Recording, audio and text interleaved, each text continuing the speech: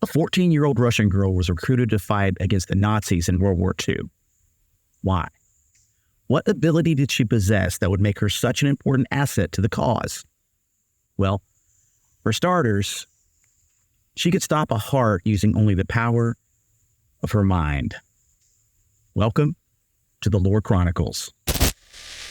Born Nina Sergeyevna on July 30th, 1926 in Leningrad, Soviet Union, now St. Petersburg, Russia, Nina's life was shaped by both the horrors of war and the extraordinary claims of psychic abilities. A young girl, when the Nazi siege of Leningrad began, Nina joined the Red Army at 14, serving as a radio operator in a tank regiment. Her bravery was recognized with a wound badge after sustaining an abdominal injury at 17. Post-war, she married Viktor Vasilikovich, a naval engineer, and became a mother of 3. In the early 1960s, following a period of ill health, Nina made startling claims of psychokinesis. Initially dismissed, her abilities attracted the attention of both Russian and Western scientists. Over 2 decades, she participated in hundreds of research sessions, undergoing rigorous examinations. While some researchers reported astonishing feats, such as the ability to move objects without physical contact, others remained skeptical, suggesting potential methods of deception. Despite the controversy surrounding her abilities, Nina's story is a testament to resilience and the enduring human fascination with the unknown. She passed away on April 11, 1990, leaving behind a legacy of intrigue and debate. All right, so what were her abilities? Typically seated at a table, Nina exhibited the ability to move objects without physically touching them. This was achieved, according to her, through intense mental concentration. A variety of objects were used in these experiments, including matches, cigarettes, salt shakers, and even a wristwatch. The initial distance between Nina and the objects was generally around half a meter, though successful movements were recorded at distances up to 2 meters. Some objects were positioned on chairs or the floor. Initially, objects tended to move towards Nina, but this later shifted to movement away from her. While early demonstrations involved bodily movements or head orientation, later attempts included hand gestures, which Nina believed enhanced the process. The movement of objects was often described as jerky rather than smooth, requiring sustained concentration for continuous motion. Interestingly, upright objects, even as delicate as a cigarette, showed remarkable stability during movement. The size and complexity of objects manipulated by Nina varied significantly. From individual matches to a 10-centimeter plexiglass cube, the range was wide. Russian scientist G.A. Sergeyev claimed she moved objects as heavy as 500 grams. Additionally, Nina demonstrated control over multiple objects simultaneously, moving them independently or in unison. Beyond basic object movement, Nina's abilities extended to other phenomena. She could reportedly rotate a compass needle in another direction, alter the swing of a pendulum, and influence the position of a hydrometer within a water-filled cage. There are even photographic records, though of uncertain origin, depicting Nina levitating a small ball between her hands. Such feats, as claimed by observers like Sergeyev, added to the mystique surrounding her abilities. There are also reports of Nina's abilities extending beyond object manipulation. It was claimed that she could halt the beating of a frog's heart and revive seemingly lifeless fish. In one instance, a fish floating upside down and another motionless on the aquarium floor reportedly recovered and swam for several minutes after exposure to her influence. Another reported ability was the induction of heat sensation through mere skin contact. The intensity of this heat varied between individuals, with Benson Herbert describing it as excruciating pain, while Jürgen Kuhl and J.A. Fuller experienced a more tolerable level of heat and pain, accompanied by temporary burn marks. Notably, a thermometer placed between Nina's hand and the subject registered no temperature change. While Russian scientist G.A. Sergeyev claimed that Nina could psychokinetically create simple patterns on photosensitive paper, Western researchers were unable to replicate or verify this phenomenon.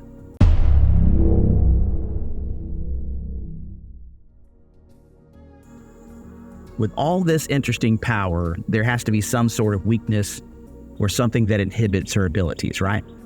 I mean, even Superman has kryptonite to keep him from being too OP. Nina's ability to produce psychokinetic effects was not consistent. On average, she achieved success in approximately 80% of her attempts, according to Keel and colleagues. And to me, that's actually pretty high. The presence of skeptical or hostile observers often hindered her abilities, though persistence could eventually overcome this challenge. Various materials used as screens did not impede her powers. However, she was unable to move objects in a vacuum, though this may have been due to the object's containment within a sealed container rather than the vacuum itself. Environmental factors also influenced Nina's performance. High humidity and warm weather were reported to inhibit her abilities. Psychological changes accompanied Nina's psychokinetic attempts. Her heart rate could soar to as high as 240 beats per minute compared to a resting rate of 85. She also experienced significant weight loss during sessions, often exceeding what would be expected from strenuous physical activity. Other physical symptoms included extreme fatigue, dizziness, muscle pain, and an unpleasant metallic taste. These effects frequently necessitated rest periods between sessions. EEG readings revealed notable changes during psychokinetic efforts, with a concentration of brain activity in the direction of Nina's gaze. So, that's a fascinating story, right? I mean, who has never fantasized about having the ability to move things around with your mind? That's one of the things that make Jedi so cool in Star Wars. The lightsabers are all right, but it's the telekinesis that I want. I can't tell you how many times I've tried to pull an object from the other side of the room because I don't want to get up. Still hasn't worked, but I'm not going to stop trying. As incredible as these abilities sound, what is actually real? Not just Nina's story, but the abilities themselves. Are they possible to produce within the human mind? Let's take a look. We're going to do a deep dive into speculative explanations for psychokinesis. In other words, we're going to look at speculative science. Very important to remember. I'm going to remind you at the end, this is speculative science. First is quantum mechanics. Quantum entanglement and consciousness, to be precise. Imagine two particles linked in a way that their fates are intertwined, regardless of distance. This is the essence of quantum entanglement. Some physicists propose a radical notion. Consciousness could act as an observer, influencing the entangled state and potentially causing a ripple effect to a macroscopic level. The challenge lies in bridging the gap between the microscopic world of quantum mechanics and the macroscopic world of psychokinesis. How could a mental state influence the behavior of entangled particles? One theory suggests that consciousness might collapse the wave function of entangled particles, determining their properties and potentially causing a cascade of effects. However, this requires further exploration and a better understanding of how consciousness interacts with the physical world. Zero-point energy and manipulation of matter. Every quantum system possesses a minimum energy level called zero-point energy. It's a constant hum of activity at the subatomic level. Some hypothesize that harnessing this energy could enable the manipulation of matter. The idea is that by influencing the zero-point energy fluctuations in a targeted area, one could potentially exert a force on objects. However, manipulating zero-point energy significantly enough to create a macroscopic effect is beyond our current technological abilities. Additionally, the energy levels involved are incredibly tiny, making it difficult to control or direct them effectively. Now let's look at neurological phenomena. We'll start with the unidentified brain states and neural patterns. The human brain is still a vast mystery. It's possible that advanced brain imaging techniques like functional magnetic resonance imaging, or fMRI, could unveil previously unknown brain states or neural patterns associated with psychokinesis. The key would be identifying unique patterns that occur only during attempts at psychokinesis. These specific patterns could offer clues about the brain mechanisms potentially underlying the phenomenon. However, differentiating between mental focus on psychokinesis and other cognitive processes remains a challenge. Additionally, just observing a neural pattern doesn't necessarily prove causality. It's possible that the pattern is a consequence of attempting psychokinesis rather than the cause.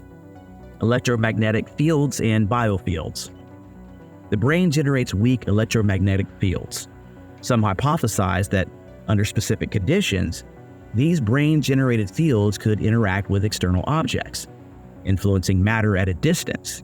However, the strength of brain-generated fields is extremely weak, falling many orders of magnitude below the electromagnetic fields routinely used in technology. For them to influence objects significantly, some amplification mechanism would be necessary. Additionally, the specific ways these fields might interact with external objects to create psychokinetic effects remains entirely speculative, as with the rest of the slides I'm showing you. Now let's look at biological mechanisms, starting with unidentified biological fields. The concept of biofields or energy fields emanating from living organisms has been explored in various fields, including alternative medicine. While there's no concrete scientific evidence for their existence, some speculate that these hypothetical fields might interact with the environment in ways that lead to psychokinetic phenomena.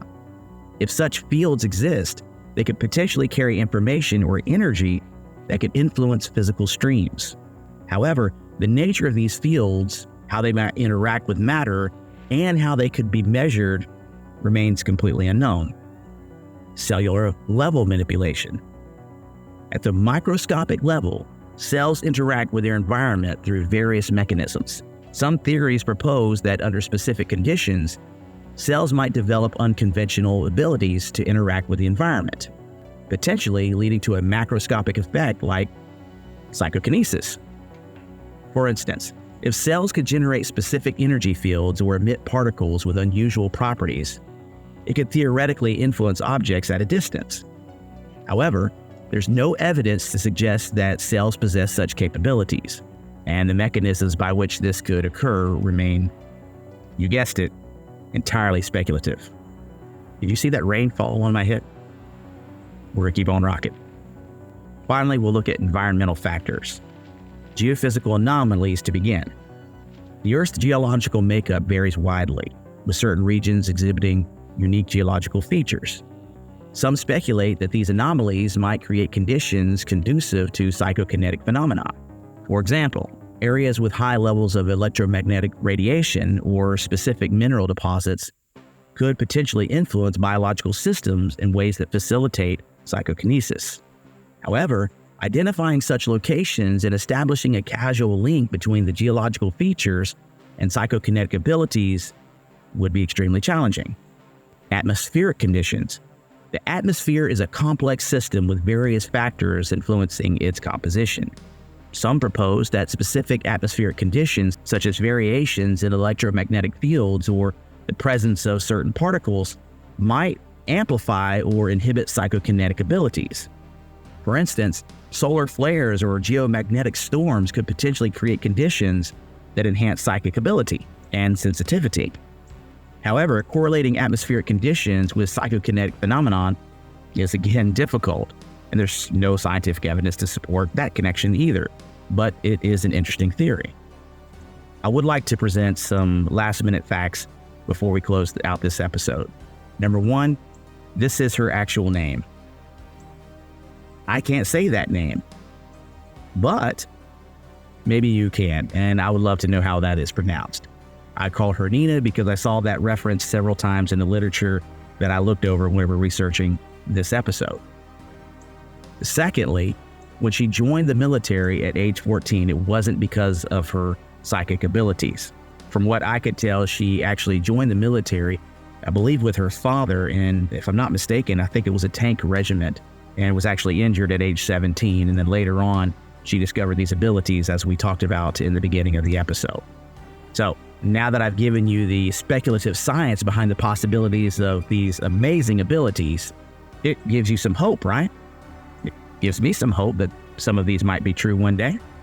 But what about you? Have you seen anything like this before? Do you have some of these abilities or believe that they can occur? I'd love to hear your stories. Hey, thank you so much for watching, and be sure to leave a like on this video and subscribe to our channel if you haven't done so already. It really helps us out. We'll see you next time.